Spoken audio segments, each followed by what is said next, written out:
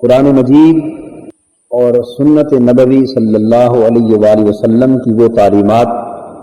جو ہمیں اللہ اور اللہ کے رسول صلی اللہ علیہ وآلہ وسلم نے اسلامی ریاست اور اسلامی حکومت کے قیام کے سلسلے میں عطا فرمائی، ان کا کامل نظارہ ہمیں سیدنا فاروق اعظم رضی اللہ تعالی عنہ کے نظام سلطنت میں نظر آتا ہے، اور اسی وجہ سے آپ کا لقب فاروق ہے،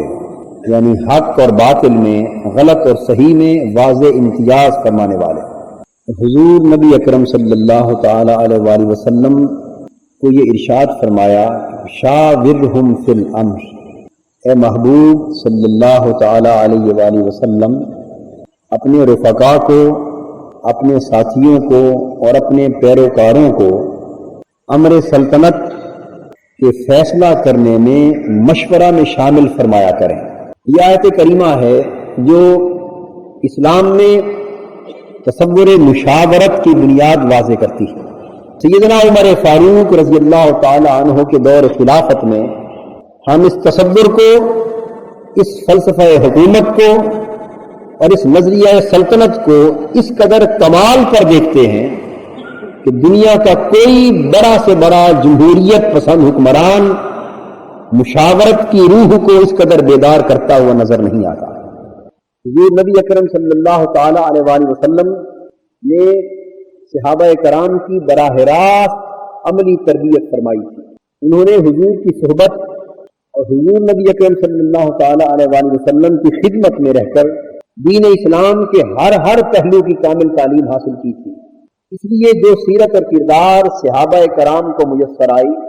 وہ در حقیقت تعلیمات نبوی اور سیرت مصطفی کی آئینہ دار تھی۔ یہ جو تصور حضور نبی اکرم صلی اللہ علیہ وآلہ وسلم کو دیا گیا تھا کہ وشاورہم فی الامر، اے محبوب ان کو معاملات کا فیصلہ کرتے وقت مشورے میں شامل کریں۔ یہ رسول جو اتنی صائب رائے کا مالک تھا کہ اگر وہ مخلوق میں سے کسی سے بھی مشورہ نہ کرتا اور تمام امور سلطنت کا فیصلہ ذاتی رائے کی بنا پر کرنا چاہتا تو خود اس پر اللہ کی حفاظت، اس کے علم، اس کی وحی اور اس کی ہدایت اور رہنمائی کا اس قدر عطا اور اس قدر دین تھی کہ صرف اللہ کی رہنمائی اس رسول کے لیے کافی تھی۔ سیدنا فاروق اعظم رضی اللہ تعالی عنہ نے اس تصور کو نکھار کر باقاعدہ نظام سلطنت کی شکل دی، اور آپ نے اپنے نظام سلطنت کی بنیاد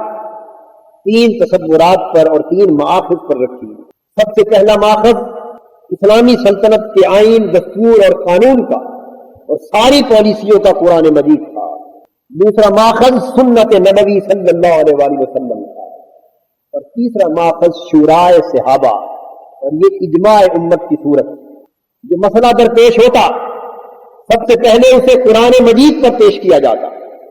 اور اگر قرآن مجید سے اس کا حل مل جاتا تو پھر کسی کی رائے کو خاطر میں نہ لایا جاتا،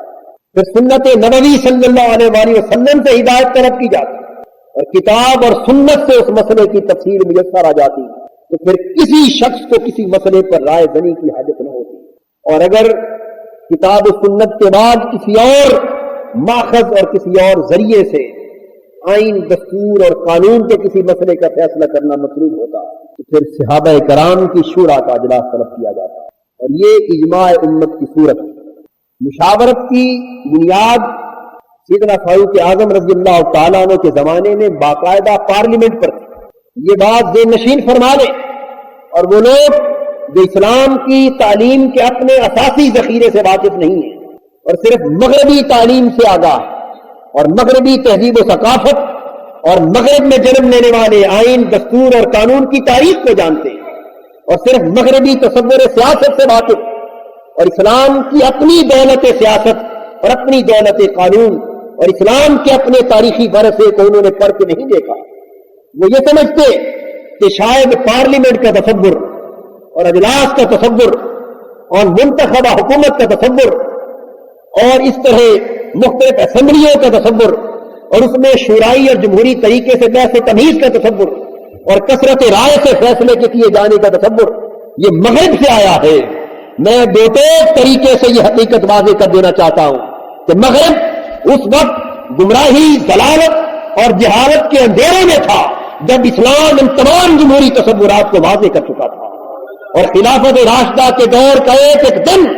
ان بنیادی شورائی اور جمہوری تقاضوں کے مطابق چل رہا تھا، اور آج کے دن تک جمہوریت اور شورائیت کسی بھی بہتر، مثبت اور قابل قدر اور تصور کا اضافہ نہیں کر سکی جس کا ذکر ہمیں اسلام کی تاریخ میں نہ ملتا ہو۔